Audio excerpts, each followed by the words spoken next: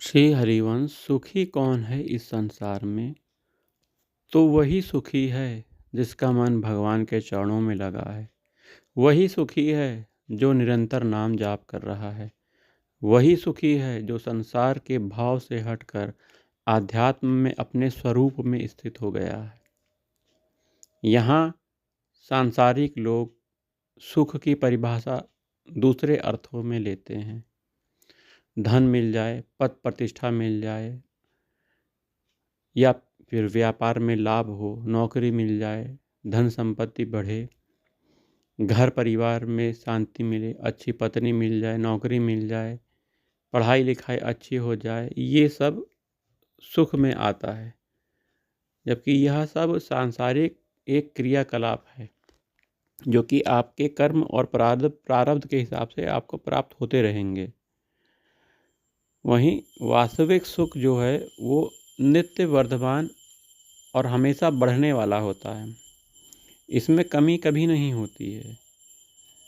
जैसे आपको रसगुल्ला खाने को प्राप्त हो गया तो उस समय, जिस समय आपने रसगुल्ला खा रहे हैं, सुख प्राप्त हुआ खाते समय। लेकिन कुछ समय के बाद, एक दो रसगुल्ला खाने के बाद, आप उसी की जो तीव्र इच्छा थी, उसमें जो सुख था वो ख़त्म हो गया, क्योंकि आपने खा लिया, इच्छा पूर्ति हो गई, अब नहीं खा सकते। उसी प्रकार भगवान का जो सुख है, भगवान में मन लगा हुआ आपका जो मन है, जो सुख प्राप्त कर रहा है, वो रसगुल्ले की भांति नहीं है। यदि मन लग गया है तो वो स्वाद लेता ही रहेगा और वो सुख खत्म होने वाला नहीं है, और चाह भी बढ़ती ही रहेगी कि और मिले और मिले। ऐसा सुख है भगवान के नाम में, भगवान के रूप में, भगवान की लीला में। रसगुल्ले की तरह नहीं है कि खाने के बाद कुछ रसगुल्ला खाया एक दो, फिर इच्छा खत्म हो गई, क्योंकि आदमी की क्षमता नहीं है ना उस सुख को पूरा भोगने की। मतलब कितना खा पाएगा आदमी। लेकिन भगवान की शरणागत होकर और भगवान में निरंतर मन लगाए हुए उस साधक, उस भक्त को प्राप्त सुख सांसारिक सुख से करोड़ों गुना, अनंत गुना बड़ा होता है।